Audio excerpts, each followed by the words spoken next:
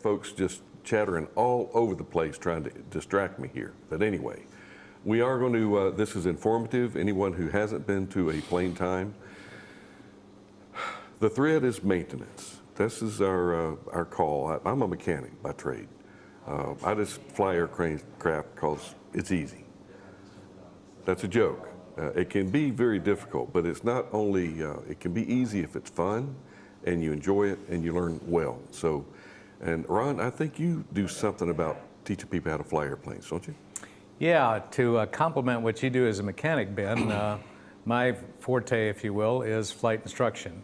So I've been a pilot for over 50 years now and enjoyed flying very much, but I've found in the last 20 years or so, I've enjoyed teaching flying or teaching people how to be better and safer pilots almost as much as I enjoy flying. So it's been a great opportunity for me.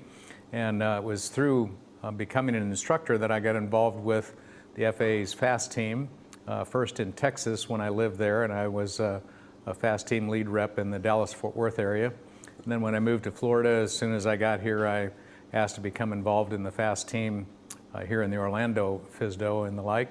And shortly after I joined that FAST team, Bob Jex came on the scene, and so I've known him for a number of years and certainly have great respect for him as the leader of the FAST team representatives in the Orlando FSDO.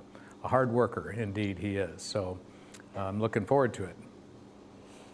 Well, and Ron, one of the reasons that I talked about Bob, I've got my notes here, he is a FAST team rep. Bob is, from what I have heard, he's very, very humble, and he's not one to tout himself as being, I'm in charge, I'm the leader, you must obey what I say. He's not that type of an individual. This is the impression that I've gotten by hearing about Bob. So I look forward to developing that. And where does Bob Jex come from? What's his attitude like, and what is he here for? What does he think he's going to be able to leave here? And I've got a little secret to share with you, Ron. Are you ready? I am. Okay, nobody's getting out of this world alive.